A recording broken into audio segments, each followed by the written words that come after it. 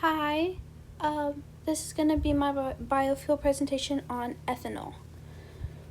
What is ethanol? Ethanol is a renewable fuel source. As of the DCCEW, they say ethanol may be present in fuels labeled as ethanol blended fuels and is used as an industrial solvent for fats, oils, waxes, resins, and hydrocarbons. It is most used for chemical compounds, alcoholic beverages, lotions, tonics, colognes, and gas for specific cars. It's grown or cultivated from specific starches such as corn, sorghum, and barley.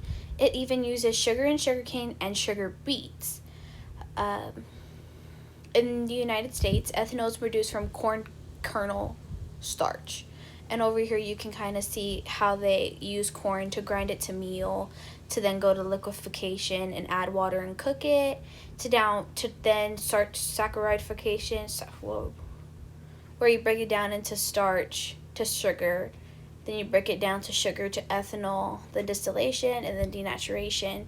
Where the denaturation happens, they make it undrinkable.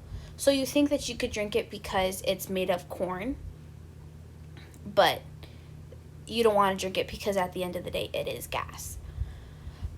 It is produced by starch-based crops or dry or wet milling processing. Nearly 90% of ethanol plants are dry mills due to lower capital costs from the AFDC. Dry milling is a process that grinds corn into flour and ferments it into ethanol with co-products and distillers grains and carbon dioxide. The development status.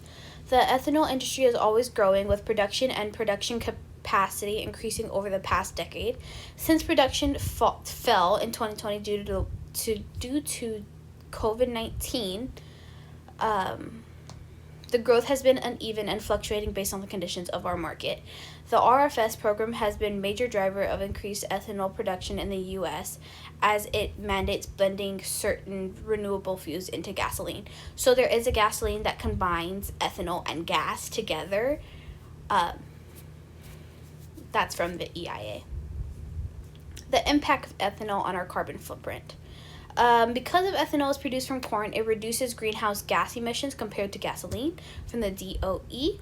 Ethanol blends can also reduce tailpipe emissions of pollutants like carbon monoxide, hydrocarbons, and particulate matter.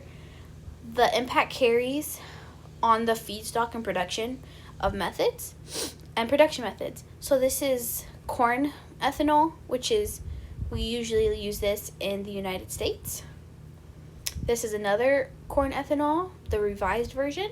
This is sugarcane ethanol and the cellulosic ethanol. The life cycle analysis is obviously higher with the corn ethanols. The blue is the indirect land use change. So, yep. Efforts to communicate this to the public.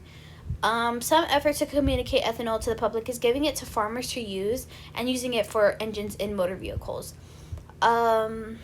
Cellulosic ethanol production can prompt a big jump in farming efficiency. So because it's used for corn before the corn is changed into ethanol, they give it to their livestock and their feedstock and their plants just to help. Ethanol's high octane rating allows an engine design that produces more power and torque, usually adding turbochargers and direct injection. So that's when they use it for cars. They can then add that small,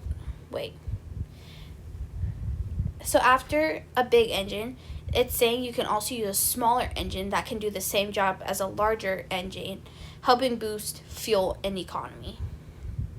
My analysis. I believe that we should use ethanol a lot more than gas and other biofuels because unlike gas, its high oxygen content, ethanol burns more completely than regular unleaded gasoline and reduces harmful tailpipe emissions. And these are my sources. Thank you.